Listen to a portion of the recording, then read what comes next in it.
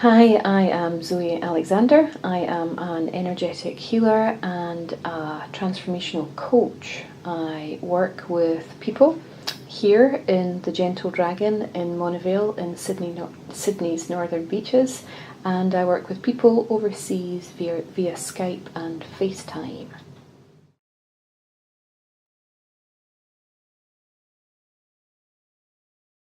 Issues that carers face. From my perspective, there's a number of them, but from my perspective, the number one is giving too much.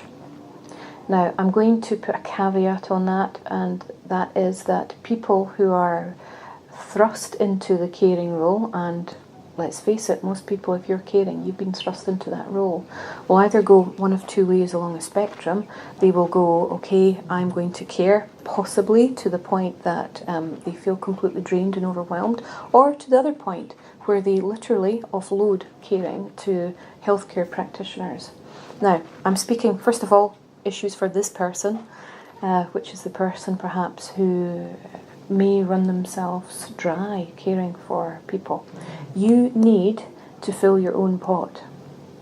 You need to do things which make you feel good about yourself. If you are not feeling good about yourself, you will run out of energy and compassion and empathy, and you do not want to do that.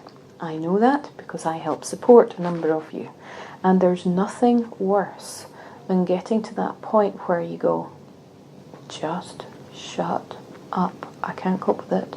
I can't deal with it. The guilt, the shame at a time when you may be incredibly fearful as well is just overwhelming. So I would say that the number one issue for carers here is make sure you keep yourself feeling like you have a life too. Of course your focus is on your loved one, supporting them, but do what you need to do to keep your energies, to keep your enthusiasm, to keep your compassion up. When it runs dry, it's very hard, or it takes longer, to fill that pot back up. And that happens, and expect it to happen if you're not filling your own pot, unfortunately. Other end of the spectrum, those carers who want to offload to everyone. If you're going to do that, be mindful that all needs may not be met, including yours.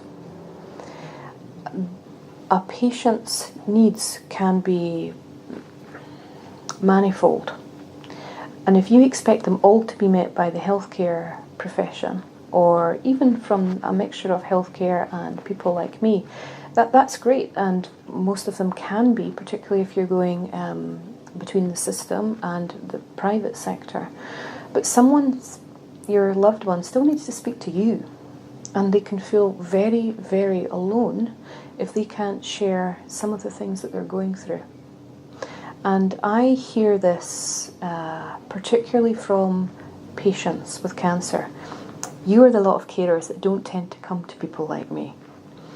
So hear this now. You may never see someone like me.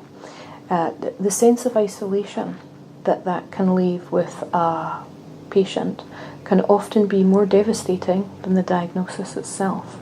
So should you be one of those people who is offloading the care, all of the care, or the majority of the care to the system, that's absolutely fine. But recognize that you may need to actually show some kind of empathy, some kind of togetherness.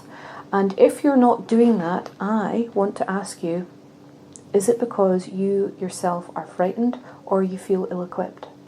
And if you're frightened or ill-equipped, go and get help. At the end of the day, regardless of the outcome of what happens here, you live with this. And you want to know within yourself that you've done your very best. And this is at a time when you may be unprepared, you may be unskilled, and you may be, honestly, unwilling to input. But the ramifications for you at the end is that you will be happier if you have.